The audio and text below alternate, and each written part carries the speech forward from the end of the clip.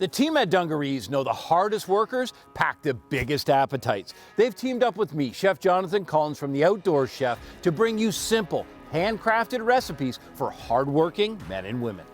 Whether you're hosting the big game or cooking for an entire campsite, maybe you're cooking something that you've recently hunted or firing up the barbecue in the backyard, we've got recipes that hungry people will love to cook and eat. Is there anything better than preparing a recipe using ingredients from your own hunt?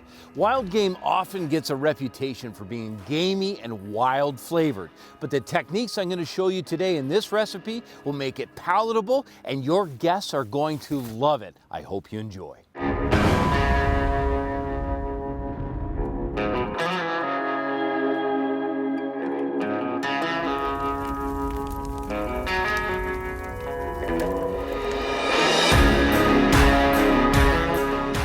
In front of me, I have a beautiful mule deer roast. Now, this was frozen, and I was able to thaw it in the sink using cold running water, or you can do it at home a couple days before in your refrigerator. Never thaw a roast on top of the counter or in warm water. You want to keep it food safe. The next step is I have to remove any of the silver skin. So this roast is from the hind quarter, and any of the silver skin is what separates the muscles. It's got to come off because it won't cook down and it sure won't taste good.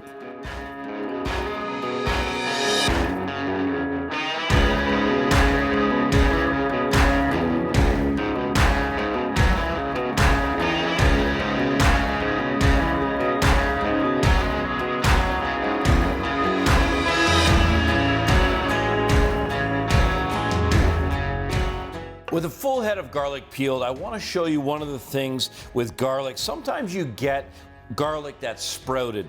If you do, take and slice that garlic in half. You'll see on the inside that little sprout, and all you need to do is just remove that sprout. Don't leave that in the recipe.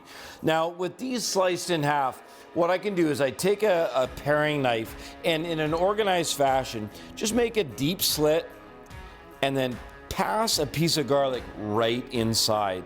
And what will happen is as that cooks, the proteins will lock back up, and as you're slicing through this roast, you'll get this gorgeous roast garlic flavor through the whole thing. With my roast stuff, the next step is to get the herb crust ready. It's going to be a ton of flavor, but what I have to do first is add just a little bit of oil to the bottom of the pan.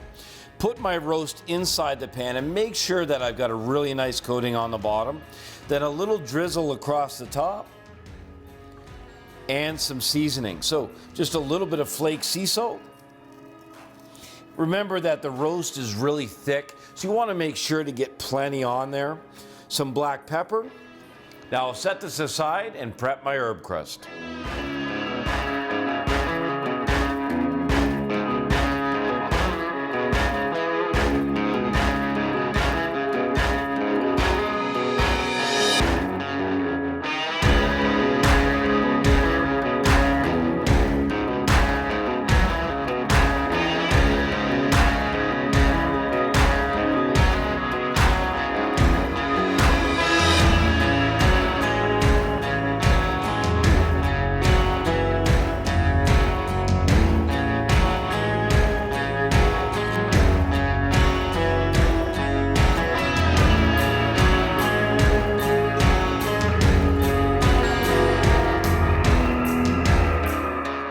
With my herb crust brought together into a nice paste, the only thing I want is a little roasted garlic. So what I'm going to do is take off 1/3 of the top of this head, tuck it inside, and then a little bit of olive oil on top, and season it with a bit of salt. This will draw out any of the liquid, roasting it, and in the same time that I get this beautiful roast done, I'll also have roasted garlic. To the top of the roast, I want to add a little bit of lemon. So that lemon zest is going to bring some real brightness. It's based in oil, that lemon oil. So even though I'm roasting it, it's still going to stand up to the heat and bring some freshness to this beautiful dish. The last thing I have to do is to put on this beautiful herb crust. So I literally put it on, and then what you want is a firm coat all the way around. So I'm not going to do any on the bottom, but I want to make sure I coat to all sides.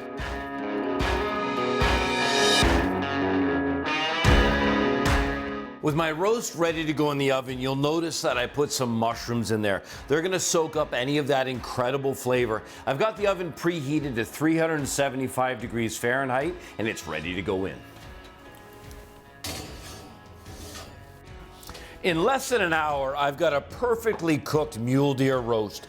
Now, I've used the instant read probe thermometer to check the internal temperature, and I pulled it out at 130 degrees. You just simply slide that in at the deepest part, the thickest part, to make sure you get an accurate reading. The mushrooms are roasted, the garlic is ready to go.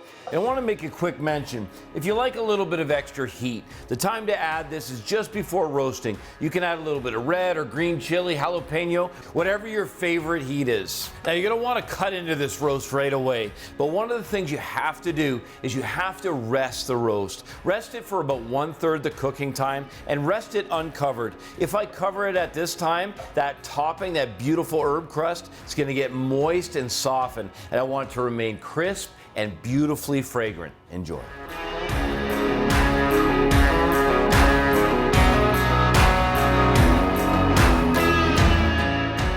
Thanks for checking out this recipe. You can download a printable version of the full recipe by going to dungarees.com/recipes. And don't forget to check out the other recipes in this delicious series. Until then, remember, in the kitchen, slow is smooth and smooth is fast.